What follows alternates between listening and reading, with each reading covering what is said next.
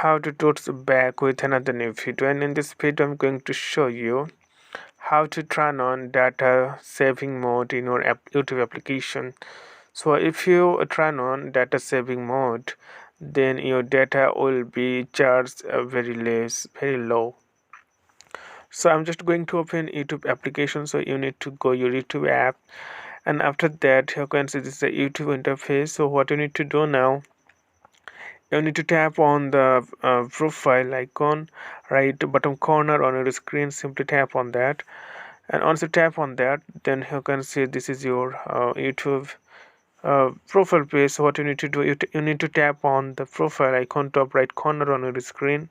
Simply tap on that, and then again tap on the data savings. So this one, the third option from the upper part. So now tap on data saving, and you can automatically adjust settings to save mobile data. Okay, so it's depend on your internet speed.